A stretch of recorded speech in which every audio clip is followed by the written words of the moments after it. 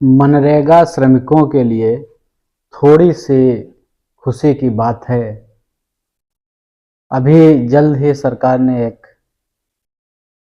राजपत्र जारी कर जो मनरेगा श्रमिकों की मजदूरी है उसमें थोड़ा सा इजाफा कर दिया है, थोड़ी सी वृद्धि कर दी है। अगर हम उत्तर प्रदेश की बात करें, जो अभी तक 213 रुपये एक श्रमिक को मिलते थे, अब वह 230 रुपये मिलेंगे उतने ही काम के। खुशी थोड़ी होनी चाहिए क्योंकि 17 रुपये की वृद्धि सरकार ने श्रमिकों के हिस्से में की है। उनके काम के एवज में जितना काम वो 213 रुपये में करते थे उतना काम अब 230 रुपये में करेंगे। तो यहाँ पर एक बात मैं कहना चाहूँगा श्रमिकों के लिए, जो मनरेगा के श्रमिक हैं, जो 90 दिन तक कार्य कर लिए हैं 12 महीने के अंदर, तो ऐसे श्रमिकों को श्रम कल्याण विभाग में अपना लेबर कार्ड बनवा लेना चाहिए, क्योंकि लेबर कार्ड बनवाने से जो सरकार की श्रम कल्याण विभाग की जो 16 योजनाएं हैं, उन योजनाओं का आप लाभ इस लेबर कार्ड के माध्यम से, श्रमिक कार्ड के माध्यम से ले सकते हैं। कहीं कहीं पे लोगों को लगता है कि भाई 230 रुपये हैं, बहुत ज़्यादा नहीं हैं। तो ऐसा आपके जो भौगोलिक स्थिति है, आप जिस जगह रह रहे हैं उसके हिसाब से ऐसा आप महसूस कर सकते हैं। आप किसी ऐसे कस्बे में रह रहे हैं या ऐसे क्षेत्र में रह रहे हैं जहाँ पे बहुत सारे कोल्ड बने हुए हैं, बहुत सारे भट्ठा हैं, वहाँ पे कुछ उद्योग हैं। तो जब ऐसे कामों का, ऐसे कारखानों का जहाँ पे विस्तार होता है, तो वहाँ पे श्रम की मांग अधिक होती है। जब श्रम की मांग अधिक होगी और उस मांग के सापेक्ष जब श्रम की पूर्ति नहीं होगी, तो ये निश्चित है कि श्रम मांगने वाले लोग, भट्ठा मालिक हों, कोल्ड मालिक हों, कारखानों के मालिक हों, आपको ऊंची दर दे सकते हैं, आपको ज़्यादा रुपए दे सकते हैं। इसीलिए शहरों में कभी 400, 450 रुपये होते हैं, कस्बों में 300, 350 रुपये होते हैं।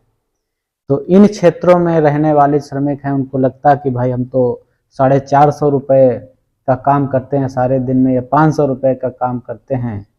तो यहाँ पर यह देखने की बात है कि आप कितने घंटे वहाँ काम करते हैं, कितनी मेहनत से काम करते हैं। जबकि मनरेगा में सिर्फ आपको 1.38 घनमीटर मिट्टी ही पास से उठा के सड़क पे डालनी है, या जो भी कच्चा काम है इतना करना है। जो स्वस्थ लोग हैं, युवा लोग हैं, वो इतनी मिट्टी मेरे हिसाब से 1.5 से 2 घंटे में निकाल के डाल देते हैं। इसमें कोई कहीं दिक्कत नहीं आती। तो 2 घंटे में अगर आपको 230 रुपये मिल जाएं, तो वो 450 रुपये, 350 रुपये से ज़्यादा बेहतर हैं, क्योंकि वहाँ आपको 8 घंटे, 10 घंटे तक कार्य करना पड़ेगा और मालिक के हिसाब से कार्य करना पड़ेगा। फिर उस कार्य में आप दूसरा कार्य नहीं कर सकते हैं। आप मनरेगा का सुबह जाएंगे, अपने हिस्से का जो सरकार चाहती है, जो मानक है, उस मानक में आप कार्य करके अपने घर आ जाएंगे। उसके बाद अपने आप खेती का काम कर सकते हैं, अपने घर का दूसरा काम कर सकते हैं। जो बचे हुए समय का प्रयोग करके आप अन्य सारा काम कर सकते हैं। तो सरकार की मंशा कहीं न कहीं ठीक ही रहती है। अगर आप अपने क्षेत्र से हटके कहीं दूर क्षेत्र में चले जाएं, क्योंकि मैं जाता रहता हूं, लोगों से बात करता रहता हूं, तब ये बात सामने आती है कि यहाँ तो मात्र 200 रुपये ही श्रमिक के चलते हैं। उसमें भी काम नहीं है। लोग काम करने को तो तैयार हैं 200 रुपये में, लेकिन काम नहीं है, कोई काम दिलाता नहीं है, या किसी को श्रमिकों की ज़रूरत नहीं है, तो वहाँ पे बड़ी कठिनाई होती है। तो ऐसे में वहाँ के लिए तो हमें लगता है बहुत ही अच्छा है, सरकार ऐसे जगह पे जहाँ पे काम का अभाव है, जहाँ से लोग पलायन करते हैं शहरों के लिए, तो उस पलायन को रोकने के लिए भी सरकार निरंतर प्रयास करती है कि लोग अपने घर के आसपास रहें, अपना काम करें और अपनी खेती करें। जो 100 दिन का रोजगार सरकार ने गारंटी दी है मनरेगा के तहत, वो कार्य आप सरकार से मांग सकते हैं, ले सकते हैं, और सरकार देने के लिए प्रतिबद्ध भी है। और जब बचे हुए दिनों में आप अपने खेती का काम करिए, पशुपालन का काम करिए, या जो भी करना चाहते हैं वो आप कर सकते हैं।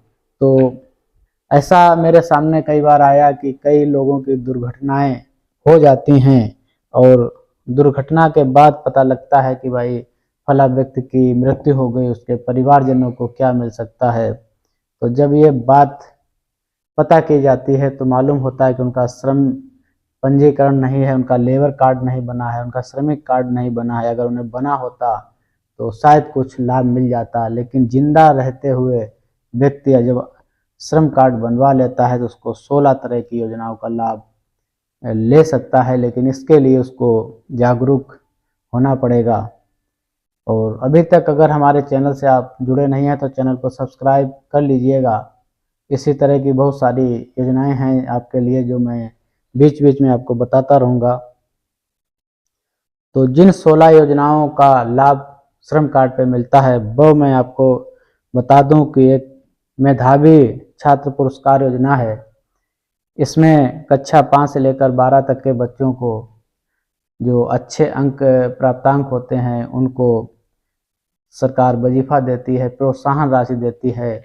अगर आपके बच्चे पढ़ते हैं तो आप अपने विद्यालय से जानकारी कर सकते हैं, CSC से जानकारी कर सकते हैं, आप अपने बच्चों को इसका लाभ दिलवा सकते हैं, उनका प्रोत्साहित कर सकते हैं। सरकार चाहती है कि आपके बच्चे पढ़ें और आगे बढ़ें।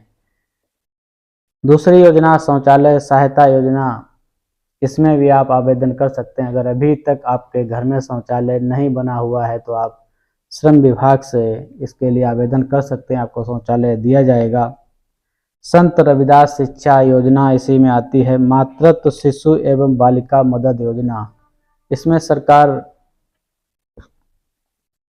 जो बच्चों की डिलीवरी होती है, महिलाओं को उनके स्वास्थ्य की देखरेख के लिए, बच्चों की देखरेख के लिए सरकार उसमें सहायता देती है। और चिकित्सा सुविधा भी इस कार्ड के माध्यम से आपको मिल जाएगी। महात्मा गांधी पेंशन योजना भी इस श्रमिक कार्ड में आपको मिलती है। अंत्येष्टि सहायता योजना, बहुत से गरीब व्यक्ति होते हैं, जब कोई व्यक्ति उनके घर में ख़त्म हो जाता है कोई परिवार में, तो ऐसे लोगों को जो अंत्येष्टि क्रिया में जो धनराशि खर्च होती है लेकिन लोग सक्षम नहीं होते उसको वहन करने के लिए, तो उसमें भी सरकार इस योजना के तहत आपको लाभ देती है। अगर कोई गंभीर बीमारी हो जाए तो उसके इलाज की भी सुविधा श्रमिक कार्ड बनने के बाद मिलती है। आपदा राहत सहायता योजना इसी में शामिल है। सौर ऊर्जा सहायता योजना, अगर आपके घर में बिजली नहीं है, बिजली का कनेक्शन नहीं है, तो आप सरकार इसमें आपको सौर ऊर्जा के उपकरण आदि देती है। और कन्या विवाह अनुदान योजना, अगर आप अपनी बेटी की शादी कर रहे हैं 18 वर्ष की उम्र के बाद, तो भी सरकार आपको श्रमिक कार्ड के माध्यम से आपको सहायता देगी। आवासीय विद्यालय योजना, इसमें बच्चों के पढ़ाई के लिए जो बच्चे अच्छे मार्क्स वाले हैं तो उनको ऐसी सहायता दी जाती है कि वो आवासीय विद्यालयों में जाकर वहाँ पढ़ सकें, आप अपने बच्चों को पढ़ा सकें। फ्री साइकिल योजना के बारे में तो आपने जाना ही होगा। अक्सर मनरेगा श्रमिकों को साइकिलें मिलती रहती हैं, आप देखते होंगे। तो ये योजना भी उसी श्रम विभाग से संचालित है। अगर आप पंजीकरण करवाए हैं तो कभी न कभी इसका लाभ आपको मिला होगा, अगर नहीं करवाए हैं तो आप करवा लीजिए, इसका लाभ आपको मिलेगा। कौशल विकास तकनीकी उन्नयन एवं प्रमाणन, इसमें अगर कोई व्यक्ति कुछ सीखना चाहता है, कारीगरी या कुछ टेक्निकल चीज़ें, तो वो सरकार इसमें सहायता करती है, उसको सिखाती है, उसको प्रमाण पत्र जारी करती है।